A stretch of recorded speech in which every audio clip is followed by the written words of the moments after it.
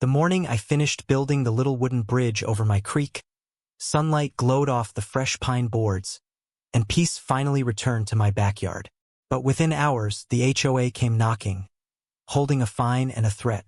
Before I tell you how their greed turned into their biggest embarrassment, make sure you stay till the end. The smell of damp earth and cedar hung in the air that morning.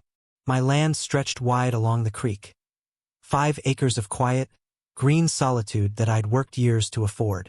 That bridge wasn't some grand engineering project. It was a simple, handmade path that connected both sides of my yard. I'd spent 3 weekends building it, cutting the wood myself, nailing the planks under the golden light of early spring. When I stepped onto it that morning, hearing the soft creak of the wood, it felt like victory. The water beneath shimmered clear and alive, carrying small leaves downstream. I remember thinking, finally, something done just for me. But in Ridgewood Lake Estates, nothing stayed simple for long. By noon, I saw her car.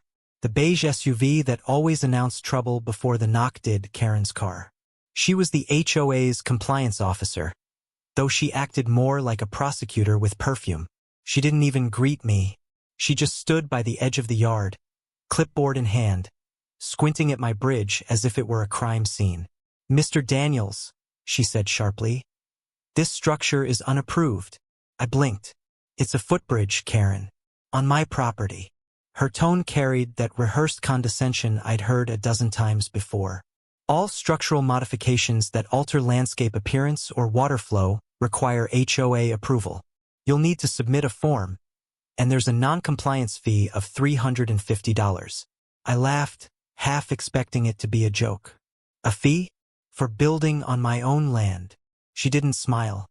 She just scribbled something on her clipboard and walked back to her SUV like she'd just written a ticket to the universe itself. That afternoon, I found the notice taped to my door.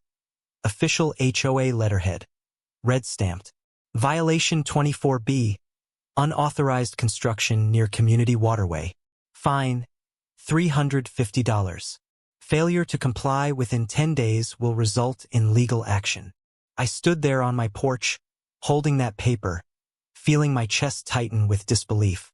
Legal action, over a bridge that didn't even touch HOA land. That night I couldn't sleep. I kept replaying her smug tone, that quiet superiority that turned small authority into power addiction. I'd paid my dues for 5 years, kept my yard neat, even followed their ridiculous mailbox paint rule. But this was a step too far. The next morning, I decided to read the HOA covenant again, the 48-page document everyone signed and no one read. As the coffee steamed beside me, I started flipping through the lines. Page after page of legal jargon and control disguised as community protection. But halfway through, I found it, a line under Section 12. Boundaries of jurisdiction. Stated in plain words, the association's authority extends only to common property and visual frontage visible from public roads or shared paths. My creek wasn't part of their map. It wasn't even accessible from the road. I owned every inch of it, including the soil where my bridge stood. A slow grin spread across my face. By noon, I had my response drafted. A letter, formal yet laced with quiet satisfaction. I attached photos, the original land deed, and a marked boundary map from the county registry. Then, I printed it, sealed it, and hand-delivered it right to the HOA office, to Karen's desk. She was there, of course, flipping through papers with that same air of unearned importance. I set the envelope down. "Before you find me again, you might want to read that." Her expression didn't change much, but I saw the faint twitch at the corner of her mouth, the kind that meant her certainty had just cracked. She didn't say a word, just nodded curtly and took the papers. That night, I sat outside by the creek again, listening to the frogs and the water sliding under my bridge. The world felt calm again for a few hours. The next morning, a letter arrived. HOA letterhead again. I braced myself.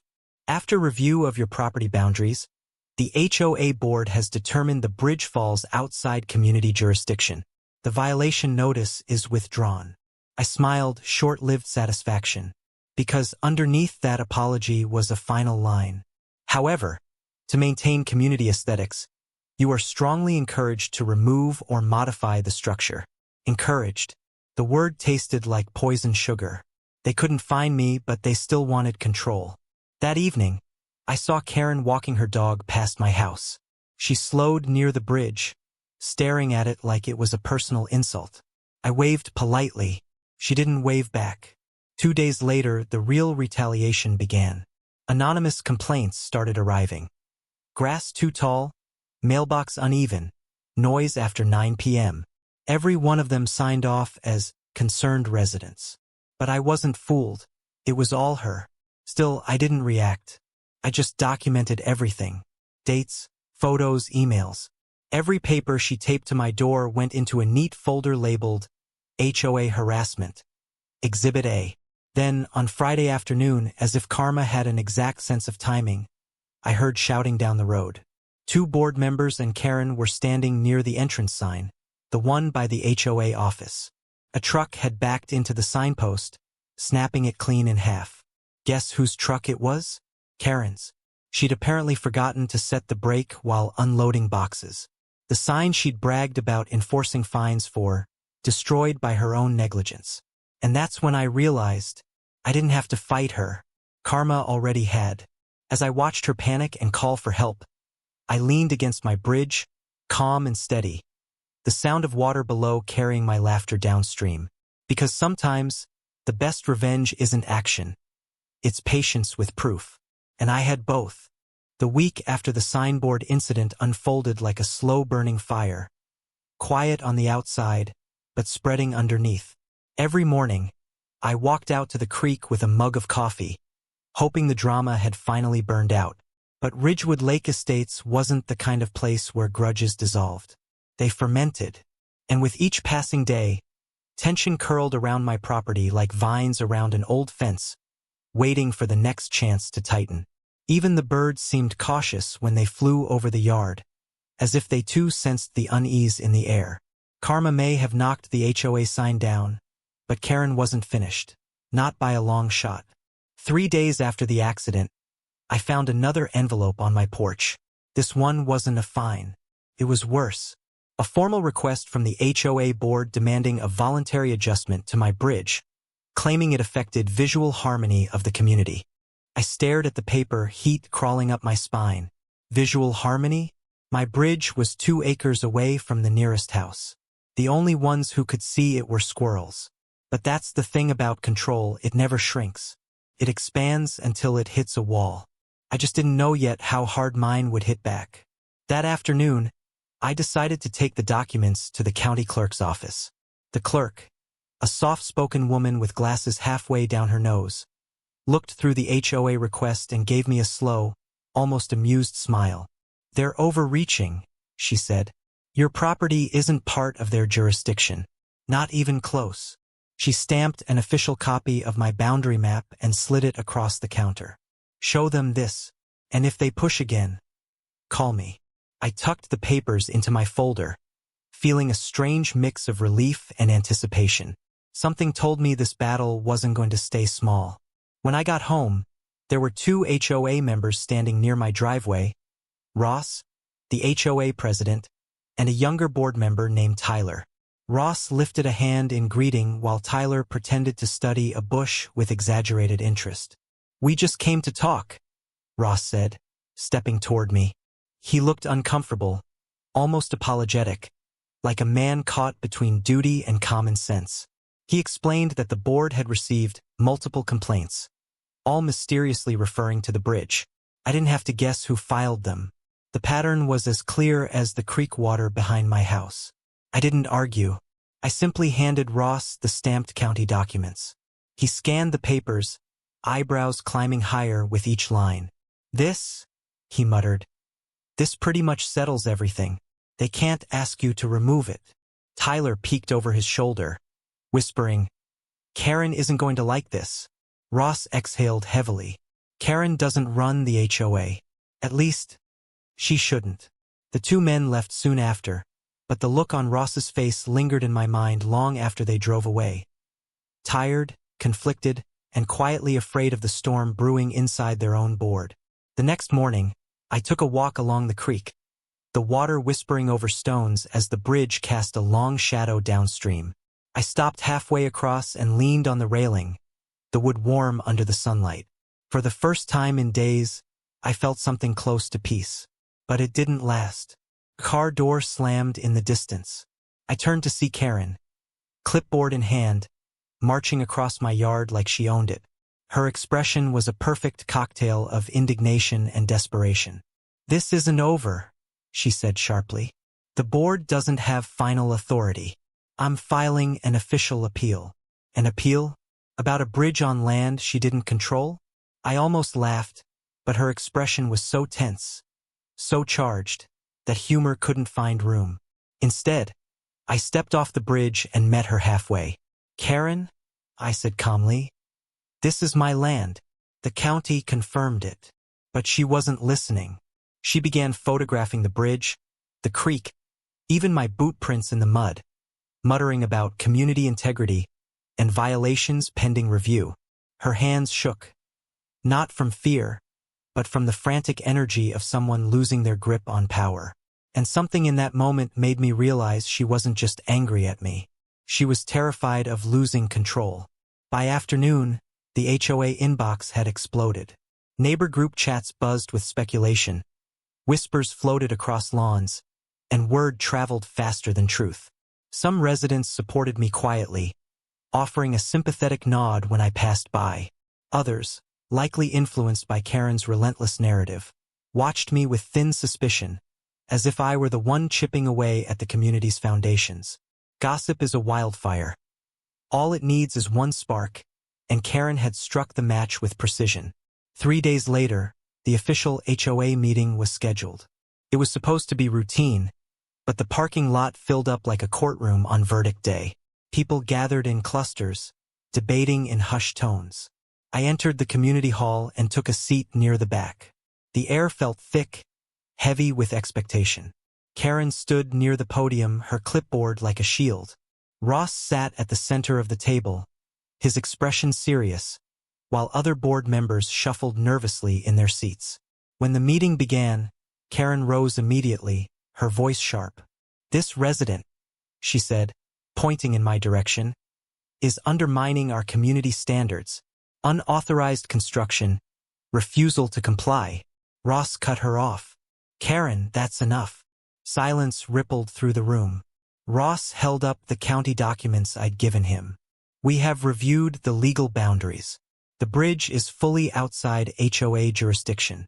All complaints against Mr. Daniels are dismissed." A soft murmur spread across the hall, some relieved, some annoyed, some stunned.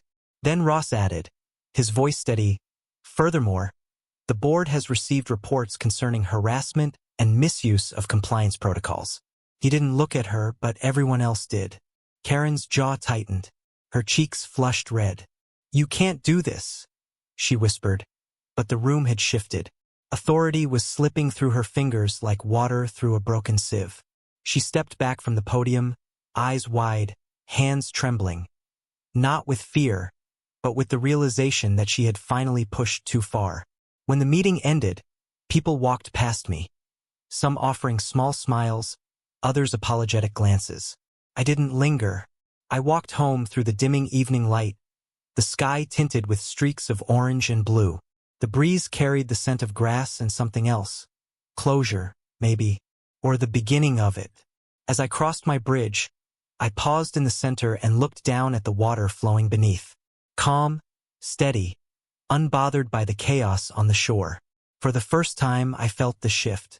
Not in the community, but in myself. This wasn't just about a bridge anymore. It was about boundaries, and the courage to defend them without shouting. And deep inside, I sensed something else too. Karen wasn't done, but neither was I. The morning after the HOA meeting felt deceptively calm, like the air right before a storm resets the world. Sunlight filtered through the blinds in thin golden lines, dust drifting quietly through the beams. Daniel stood by the kitchen window, watching dew cling to the grass like glass beads. The creek glimmered in the distance, the bridge casting its slender shadow across the moving water. For a moment, everything seemed untouched by conflict. But he knew better. Peace wasn't a natural state in Ridgewood Lake Estates. It was a pause between confrontations. He stepped outside with a cup of coffee, the warm ceramic easing the tension in his fingers.